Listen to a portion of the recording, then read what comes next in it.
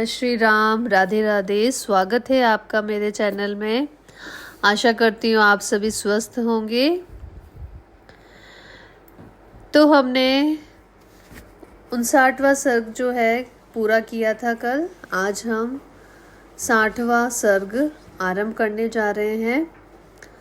इस सर्ग में हम विश्वामित्र का ऋषियों से त्रिशंकु का यज्ञ कराने के लिए अनुरोध करना, ऋषियों द्वारा यज्ञ का आरंभ करना, त्रिशंकु का ससरी स्वर्ग गमन को जाना, इंद्र द्वारा स्वर्ग से उनके गिराए जाने पर क्षुब्ध हुए विश्वामित्र का नूतन देव सर्ग के लिए उद्योग आदि सभी का वर्णन इस सर्ग में हम करेंगे।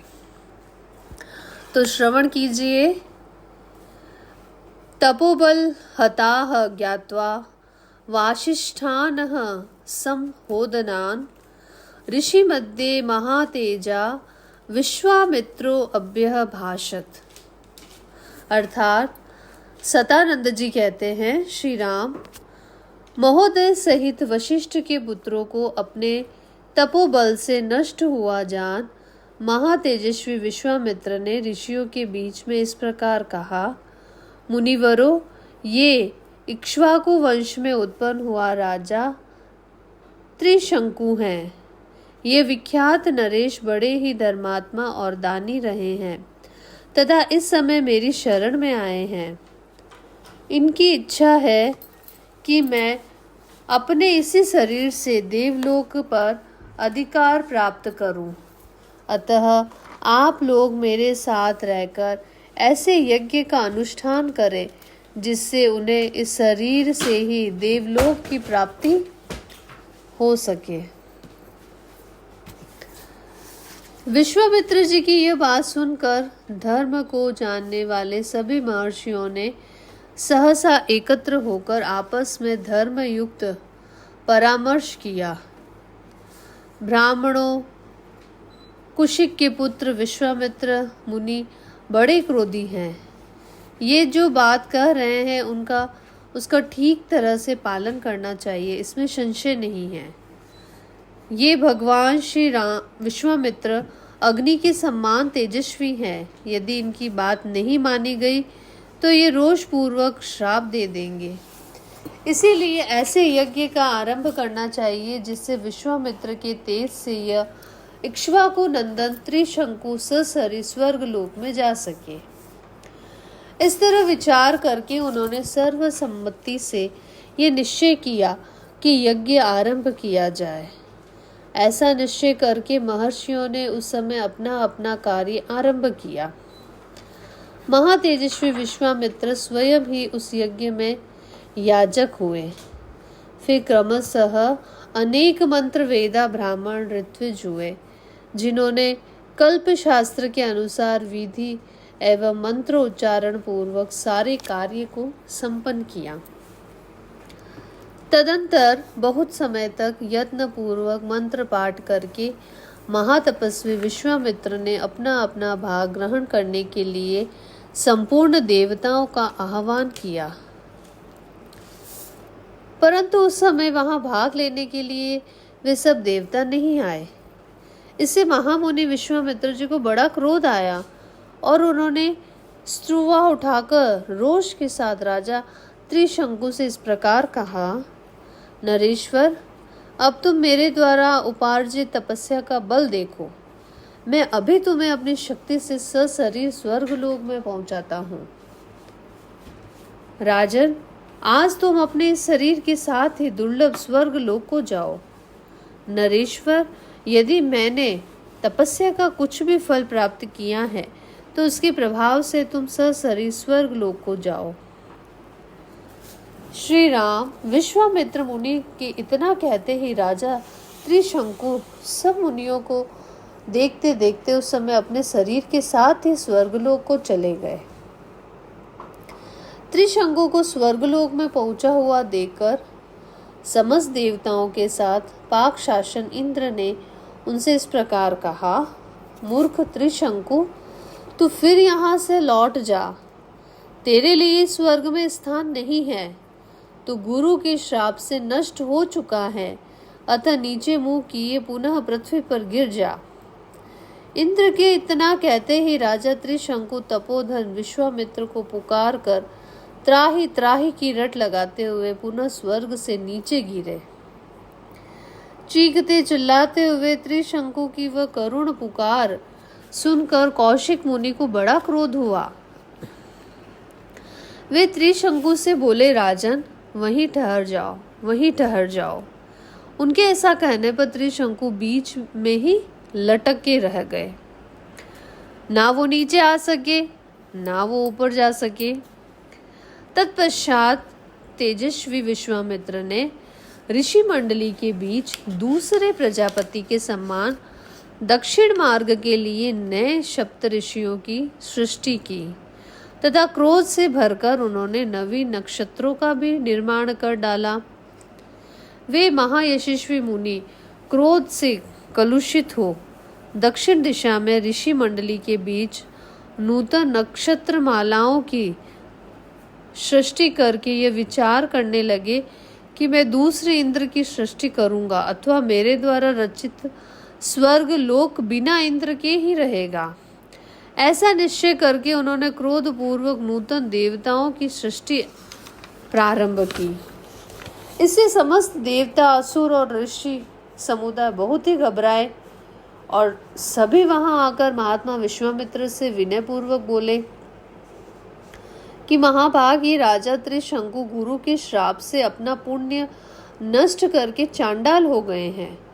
अतः तपोधन ये ससरी स्वर्ग में जाने के कदापि अधिकारी नहीं है। उन देवताओं की ये बात सुनकर मुनिवर कौशिक ने संपूर्ण देवताओं से परमोत्कृष्ट वचन कहा, देवगण आपका कल्याण हो। मैंने राजा त्रिशंकु को सदेह स्वर्ग भेजने की प्रतिज्ञा कर ली है, अतः उसे मैं झूठी नहीं कर सकता। इन महाराज त्रिशंकु को सदा स्वर्ग लोक का सुख प्राप्त होता रहे। मैंने जिन नक्षत्रों का निर्माण किया है वे सब सदा मौजूद रहें। जब तक संसार रहे तब तक ये सभी वस्तुएं जिनकी मेरे द्वारा सृष्टि हुई है सदा बनी रहे। देवताओं आप सब लोग इन बातों का अनुमोदन करें। उनके ऐसा कहने पर सब देवता मुनिवर विश्वामित्र से बोले, महर्षि ऐसा ही हो, ये सभी वस्तुएं बनी रहे और आपका कल्याण हो। मुनि श्रेष्ठ आपके रचे हुए अनेक नक्षत्र आकाश में वैश्वानर पद से बाहर प्रकाशित होंगे और उन्हीं ज्योतिर्मय नक्षत्रों के बीच में सिर नीचा किए त्रिशंकु भी प्रकाशमान रहेंगे। वहां इनकी स्थिति देवताओं के सम्मान होगी और ये सभी नक्षत्र इन कृतार्थ एवं यशस्वी नृप श्रेष्ठ का स्वर्गीय पुरुष की भांति अनुसरण करते रहेंगे। इसके बाद संपूर्ण देवताओं ने ऋषियों के बीच में ही महातेजस्वी धर्मात्मा विश्वामित्र मुनि की स्तुति की। इससे प्रसन्न होकर उन्होंने बहुत अच्छा कहकर देवताओं का अनुरोध स्वीकार कर लिया। न श्री राम तदंतर उसके पश्चात यज्ञ समाप्त होने पर सब देवता और तपोधन महर्षि जैसे आए थे उसी प्रकार से अपने अपने स्थान को लौट गए। उसके बाद आप सुनिए कि सदानंद जी कहते हैं कि पुरुष सिंह श्री राम यज्ञ में आए हुए उन सब वनवासी ऋषियों को वहां से जाता देखकर महातेजस्वी विश्वामित्र ने उनसे कहा, महर्षियों इस दक्षिण दिशा में रहने से हमारी तपस्या में महान विघ्न आ पड़ा है, अतः अब हम दूसरी दिशा में चले जाएंगे और वहीं रहकर हम तपस्या करेंगे। विशाल पश्चिम दिशा में जो महात्मा ब्रह्मा जी के 3 पुष्कर हैं उन्हीं के पास रहकर हम सुखपूर्वक तपस्या करेंगे, क्योंकि वह तपोवन बहुत ही सुखद है। ऐसा कहकर वे महातेजस्वी महामुनि पुष्कर में चले गए और वहां पर फल मूल का भोजन करके उग्र एवं दुर्जय तपस्या करने लगे। इन्हीं दिनों अयोध्या के महाराज अम्बरीश एक यज्ञ की तैयारी करने लगे। जब वे यज्ञ में लगे हुए थे उस समय इंद्र ने उनके यज्ञ पशु को चुरा लिया। पशु के खो जाने पर पुरोहित जी ने राजा से कहा, राजन जो पशु यहाँ लाया गया था वह आपकी दुर्नीति के कारण खो गया है। नरेश्वर, जो राजा यज्ञ पशु की रक्षा नहीं करता है उसे अनेक प्रकार के दोष नष्ट कर डालते हैं। तो पुरुष प्रवर जब तक कर्म का आरंभ होता है उसके पहले ही खोए हुए पशु की खोज कराकर उसे शीघ्र यहाँ ले आओ, अथवा उसके प्रतिनिधि रूप से किसी पुरुष पशु को खरीद लाओ। ये इस पाप का महान प्रायश्चित है। पुरोहित जी की यह बात सुनकर महाबुद्धिमान पुरुष श्रेष्ठ राजा अम्बरीश ने हजारों गौओं के मूल्य पर खरीदने के लिए एक पुरुष का अन्वेषण किया।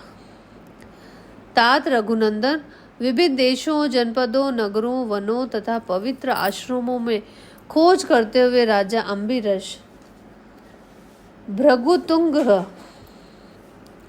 पर्वत पर पहुंचे और वहां उन्होंने पत्नी तथा पुत्रों के साथ बैठे हुए ऋचिक मुनि का दर्शन किया। अमित कांतिवान एवं महातेजस्वी राजर्षि अम्बरीश ने तपस्या से उद्दीप्त होने वाले महर्षि ऋचिक को प्रणाम किया और उन्हें प्रसन्न करके कहा। पहले तो उन्होंने ऋचिक मुनि से उनकी सभी वस्तुओं के विषय में कुशल समाचार पूछा। उसके बाद इस प्रकार कहा, महाभाग भृगुनंदन, यदि आप 1,00,000 गौएं लेकर अपने एक पुत्र को पशु बनाने के लिए बेचे तो मैं कृतकृत्य हो जाऊंगा।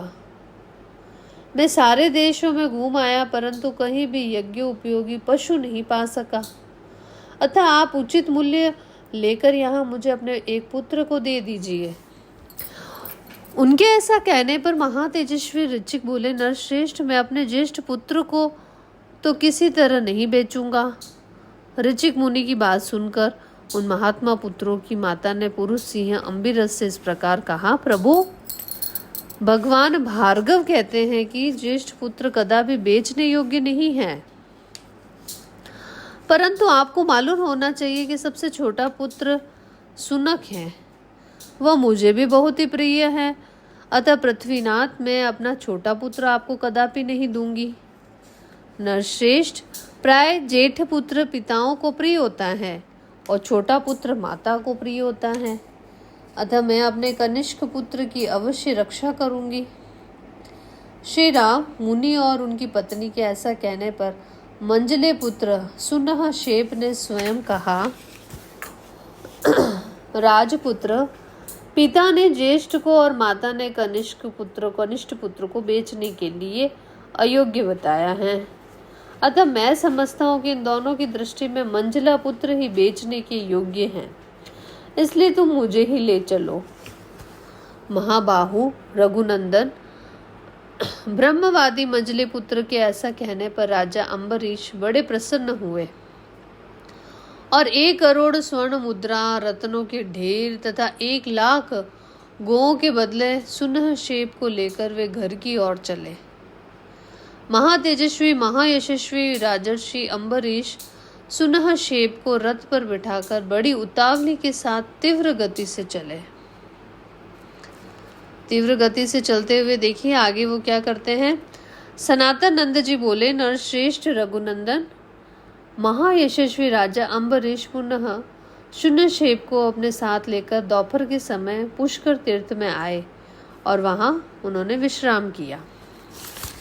श्री राम जब वे विश्राम करने लगे उस समय महायशस्वी सुनहशेप ज्येष्ठ पुष्कर में आकर ऋषियों के साथ तपस्या करते हुए अपने मामा विश्वामित्र से मिला।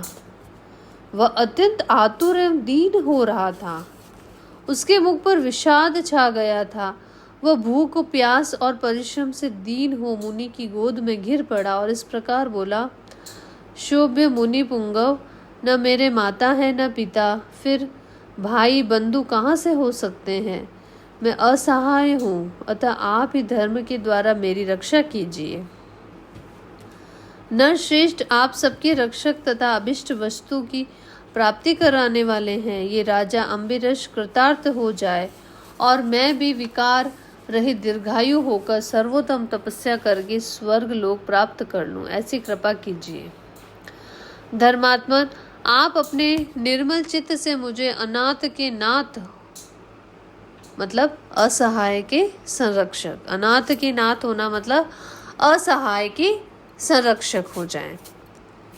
जैसे पिता अपने पुत्र की रक्षा करता है, उसी प्रकार आप मुझे इस पाप मूलक विपत्ति से बचाइए।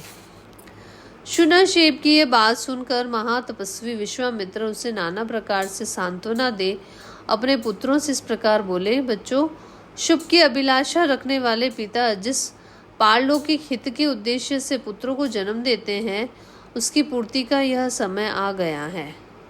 पुत्रों, यह बालक मुनि कुमार मुझसे अपनी रक्षा चाहता है। तुम लोग अपना जीवन मात्र देकर इसका प्रिय करो।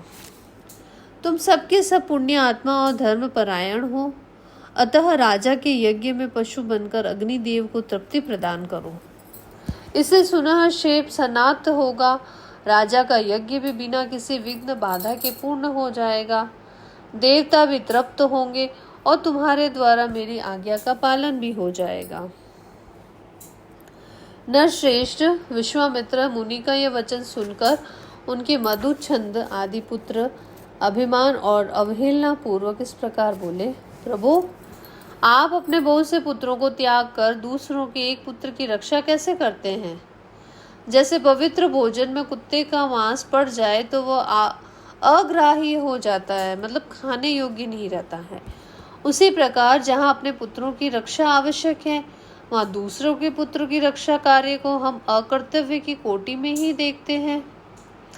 उन पुत्रों का यह कथन सुनकर मुनिवर विश्वामित्र के नेत्र क्रोध से लाल हो गए और वे इस प्रकार कहने लगे, अरे, तुम लोगों ने निर्भय होकर ऐसी बात कही है जो धर्म से रहित एवं निंदित है। मेरी आज्ञा का उल्लंघन करके जो यह दारुण एवं रोमांचकारी बात तुमने मुंह से निकाली है, इस अपराध के कारण तुम सब लोग भी वशिष्ठ के पुत्रों की भांति कुत्ते का मांस खाने वाले मुष्टिक आदि जातियों में जन्म लेकर पूरे 1000 वर्षों तक इस पृथ्वी पर रहोगे। इस प्रकार अपने पुत्रों को ही श्राप देकर मुनिवर विश्वामित्र ने उस समय शोकार्त शूनशेप की निर्विघ्न रक्षा करके उससे इस प्रकार कहा, मुनि कुमार, अम्बरीश के इस यज्ञ में जब तुम्हें कुश आदि के पवित्र पाशों से बांधकर लाल फूलों की माला और लाल चंदन धारण करा दिया जाए, उस समय तुम विष्णु देवता संबंधी युग के पास जाकर वाणी द्वारा अग्नि की स्तुति करना और इन 2 दिव्य गाथाओं का गान करना। इससे तुम मनोवांछित सिद्धि प्राप्त कर लोगे। शूनशेप ने एकाग्रचित होकर इन दोनों ही गाथाओं को ग्रहण किया और राज सिंह अम्बरीश के पास जाकर उनसे शीघ्रता पूर्वक कहा, राजेंद्र, परम बुद्धिमान राज सिंह, अब हम दोनों शीघ्र चलें। आप यज्ञ की दीक्षा लें और यज्ञ कार्य संपन्न करें। ऋषि कुमार का यह वचन सुनकर राजा अम्बरीश आलस्य छोड़ हर्ष से उत्फुल्ल हो शीघ्रता पूर्वक यज्ञशाला में गए।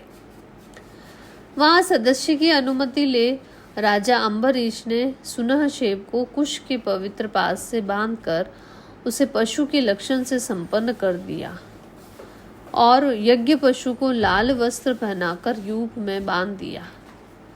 बंधे हुए मुनिपुत्र शूनशेप ने उत्तम वाणी द्वारा इंद्र और उपेंद्र इन दोनों देवताओं की यथावत स्तुति की। उस रहस्यभूत स्तुति से संतुष्ट होकर सहस्त्र नेत्रधारी इंद्र बड़े प्रसन्न हुए। उस समय उन्होंने शूनशेप को दीर्घायु प्रदान की।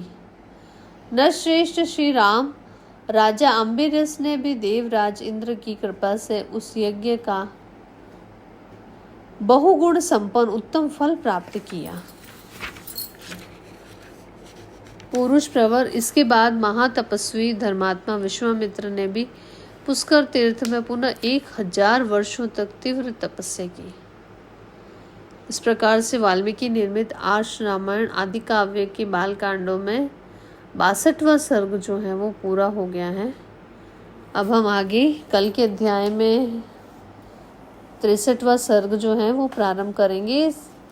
63वें सर्ग में आप विश्वामित्र को ऋषि एवं महर्षि पद की प्राप्ति किस प्रकार से हुई, मेनका द्वारा उनका तपोभंग किस प्रकार से हुआ तथा ब्रह्मर्षि पद की प्राप्ति के लिए उनकी घोर तपस्या का हम वर्णन अगले सर्ग में आप सभी सुनेंगे। धन्यवाद। आपका दिन मंगलमय हो। चैनल को लाइक और सब्सक्राइब अवश्य कीजिएगा।